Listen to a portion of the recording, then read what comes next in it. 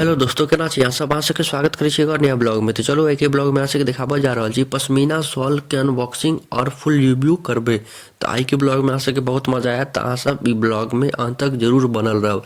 और हाँ, पश्मीना शॉल के असली और नकली की केना पहचान करबे सेहो हम आगाँ बतायब, तो अहाँ सब अंत तक बनल रहब। तो देखियो, ई पैकेट फ्लिपकार्ट से मंगेली है पश्मीना के शॉल। तो कि ओपन डिलीवरी छलै, तो ओतै हमरा खोल के देखा देलकै केना की छलै। तो ओतै तेँ फाटल चिटल ये। तो पहले ओ वाला पैकिंग के हटा देलिए। अब देखियो ई झोरा छै, झोरा कते सुंदर छै, एमे चेन में लागल छै। तो एक अंदर शॉल छै पश्मीना के। तो देखियो एमे से निकालै छी शॉल। आ ई झोरा छै, देखियो एहि पर लिखल छै पश्मीना, लिखलिए पश्मीना द एसेंस ऑफ इंडिया, ये सब लिखल छै। झोरा बहुत सुंदर छै, झोरा तो हमरा एक नंबर लागल। देखियो में चेनो छै, बहुत सुंदर झोरा छै। पीछा देखियो कते बढ़िया डिजाइन, एमे ककरो कपड़ा लत्ता द सकै छी बाहर दर में। बढ़िया झोरा छै। हमरा तो झोरा सबसे पहले तो झोरे नीक लागल। ठीक छै, तो चलो अब आगा शॉल देखै छी। तो देखियो ई एकर पहले पन्नी के हटाबै छी, एमे से शॉल निकालै छी। 2-3 गो पन्नी छलै बस। धरीवाल के यह लोही, भारत में बना उत्पाद, ड्राई क्लीन ओनली। देखियो ई सब लिखल छै पन्नी पर। चलो अभी पन्नी के हटाबै छी, अब मेन शॉल देखाबै छी अहाँ सबके। देखियो धरीवाल के छै, लोही, उलेन, ये सब लिखल छै।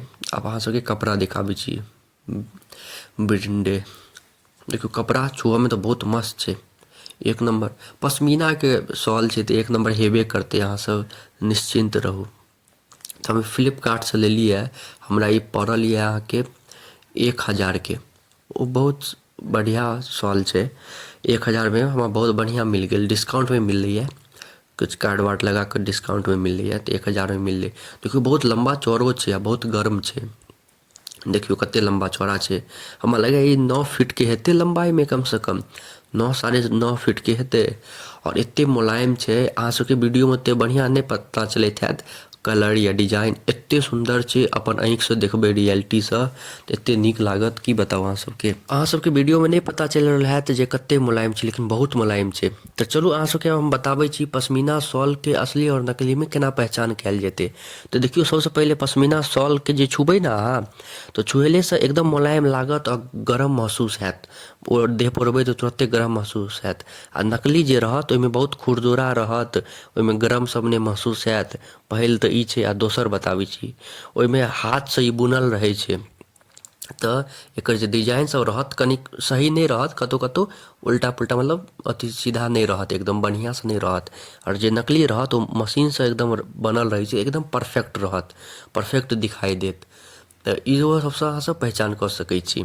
तेसर छै जे एकरा जे रोशनी में रखबै ना, कोनो एहन एनाही रोशनी पर रखबै तो हल्का मुल्का आर पार दिखात। जे असली रहत ना में हल्का, क्योंकि हाथ से बुनल रहे छै तो धागा धागा रहे छै ना, देखै छी तो आर पार देखात।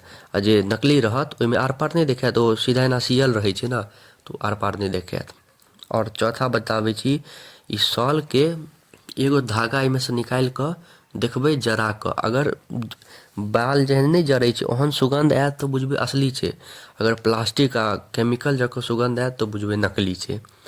और एगो और बताबै छी तरीका, कोनो भी अंगूठी लऽ लेब या अपन हाथ में पहिरने हैब या कतौ से अंगूठी लऽ लेब, ओहिमे से अगर ई साल निकलि जायत तऽ असली पश्मीना शॉल हैत। अगर नहीं निकलत तहन ई नकली है। और सबसे लास्ट, अगर जे महंगा हैत ना वह हैत पश्मीना शॉल, जे सस्ता हैत वो बुझियो न अथिए हैत, नकली है। तो यह पहचान करऽ के टेक्निक छै, वो हम बता देलू अहाँ सबके। अहाँ सब जरूर एक बेर ट्राई करब, बहुत नीक शॉल छै। अगर अहाँ सब खरीदऽ चाहै छी तो जरूर एक बेर बाय करब। फ्लिपकार्ट से मंगेलिए 1000 के अंदर। तो अहाँ सब कते देर तक देखऽ के लिए धन्यवाद। नीक लागे तो लाइक कमेंट शेयर सब्सक्राइब जरूर करब।